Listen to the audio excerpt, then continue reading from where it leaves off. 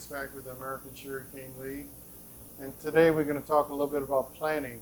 You know, planting season is right around the corner, and of course, whole stalk planting is still the method of choice, but we have other methods. Billet planting has been gaining a lot of popularity, and so we'll just review some of the research information.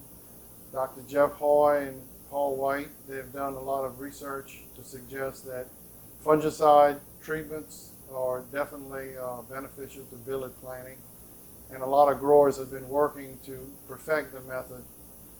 We did a survey last year after Hurricane Ida, and a lot of the plant cane was blown down and people couldn't cut whole stalk to plant, so a lot of billet planting was done. And what we found out with the survey, we did 7 farms, and we were able to look at their settings on their harvesters, and found out that a lot of growers have perfected their harvest to cut good, clean billets.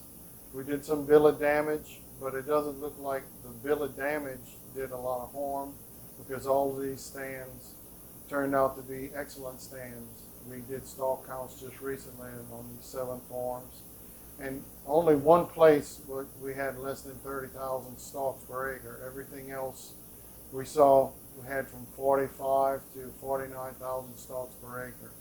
Good stands of cane. A lot of this was 299 that was worked with.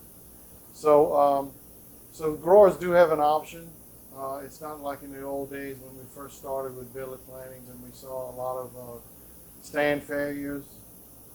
And even though we had the weather conditions after the planting was very dry, we see 299 has some resistance to and was able to make a stand.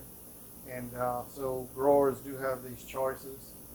A lot of growers have been able to work with their combines and have solid floors, really sharp blades, setting their chopper knives to cut from a 15 to 26 inch billet.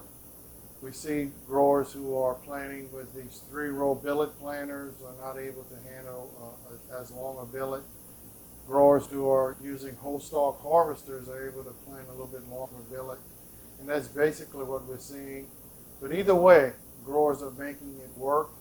And I see a lot of progress. Growers are using from anywhere from 8.5 to 12 tons of seed cane per acre.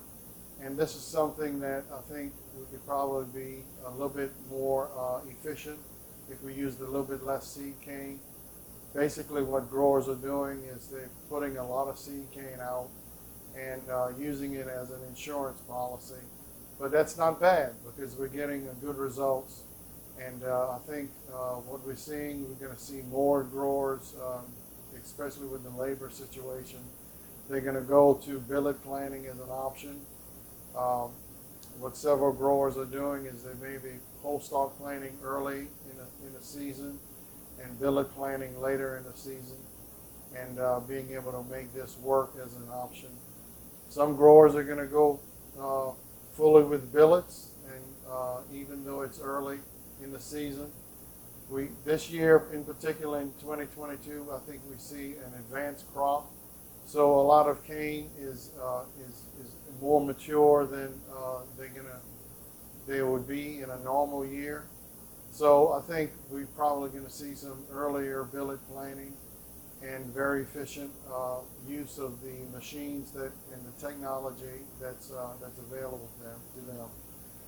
Some of the other things that technology that we're seeing being worked with is cameras and other sensors to be able to monitor the billets that are being put out, and being able to make adjustments on the run of our billet planters to be able to get a smooth, consistent plant cane, seed cane distribution into the row, planting wide, filling up the furrow, and being able to get the crop planted in an efficient time and get off to a good start with the planting season. So good sharp blades, pay attention to detail, and I think we can really make billet planting work. We made a lot of progress, and good luck with the harvest and the planting season.